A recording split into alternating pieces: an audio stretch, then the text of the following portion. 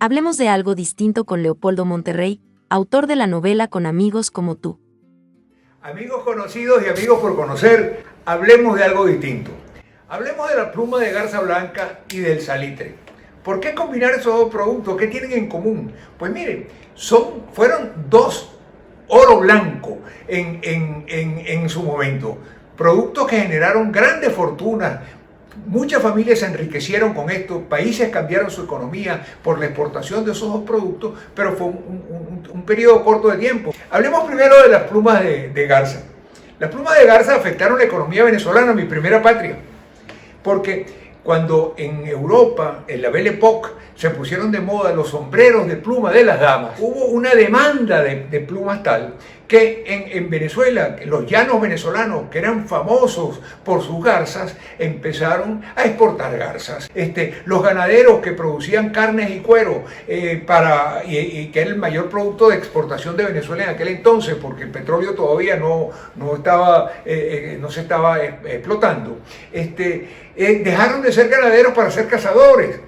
¿Cómo sería el desastre con la fauna voladora venezolana? Imagínense ustedes, para producir 1 kilo de pluma hacen falta 200 garzas. Entonces, para 1 tonelada, 200.000 garzas. Imagínense ustedes la cantidad de garzas que se mataron de todos los colores. Cuanto bichito volaba, los mataban y exportaban su pluma. Eso, pues, pasó de moda el sombrero de pluma en Europa y bajó la exportación, se acabó aquel negocio, quedan todavía vestigios de lo que fue las fortunas de aquella época, por ejemplo en San Fernando de Apure, que es una zona muy rústica para quien no conoce aquello. Ahí todavía queda un palacio, hoy en día convertido en minicentro comercial, producto de aquellos 20 años de grandeza que tuvo Venezuela por la exportación de la pluma de garza blanca. En el caso del salitre, para quien no sabe qué es el salitre y por qué tuvo un boom ese producto y por qué tuvo un bajón. El salitre viene del caliche, que es un mineral que se forma como una costra en el subsuelo a baja profundidad, en las zonas desérticas cercanas al mar, y que es rico en nitrato, potasio y calcio, y se convirtió en un excelente fertilizante. En un momento clave para el mundo surgió el fertilizante del salitre. ¿Por qué fue clave en el mundo? Porque a fines del siglo XIX, ya la revolución industrial empezó a producir algunos efectos importantes en el mundo. Primero, la gente abandonó los campos para irse a las ciudades, a buscar mejores condiciones de vida y mejores salarios. Segundo, los suelos se fueron agotando tras muchos años de explotación, la tierra se fue agotando y bajaba su producción. Entonces, eso disminuyó la producción de alimentos. Otra cosa que bajó la producción de alimentos es que el gran fertilizante que existía en aquel entonces era el guano, los excrementos de las aves depositados en las rocas del mar, que se explotaron por muchos años y se exportaron a Europa para fertilizar las tierras, pero se agotaron. Aquella cantidad de excrementos que se acumuló durante miles de años se agotaron en relativamente poco tiempo. Entonces, esos factores de baja producción de alimentos se combinaron con un elemento muy crítico, que fue el aumento de la población mundial. A principios del siglo XIX en el mundo habían 1.000 millones de personas.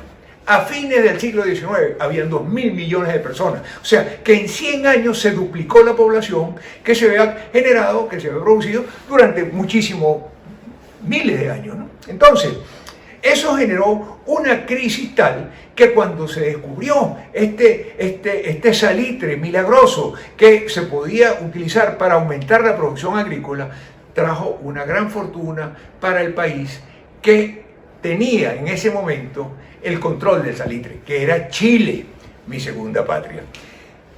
Lo tuvo gracias a una guerra, el salitre causó la famosa guerra del Pacífico entre Chile, Perú y Bolivia, guerra que llevó a Chile a estar inclusive a ocupar Lima durante varios años.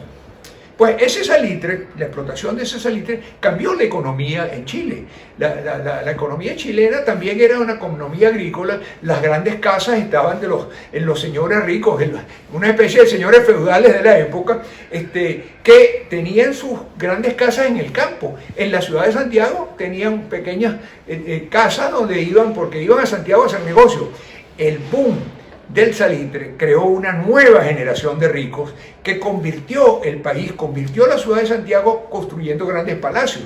Y el país se enriqueció, porque gracias a los impuestos a la exportación del salitre se construyeron grandes obras en el país, entre otras cosas, una vía ferroviaria enorme desde el norte de Chile hasta la Patagonia prácticamente, gracias a la riqueza generada por ese producto.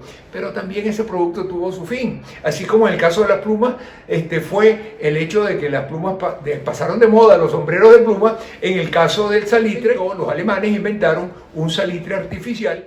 Bueno, y lo que le puso la estocada final al boom de esos productos fue pues la Gran Depresión de 1929, el crash de la bolsa en los Estados Unidos, que afectó pues el comercio internacional. De hecho, el comercio internacional bajó, se redujo a una tercera parte de lo que era antes del 1929. Y eso, bueno, fue el fin de estos dos productos que generaron tanta fortuna y cambiaron la economía de los países. Señores, pronto volveremos a hablar de algo distinto. Hasta luego.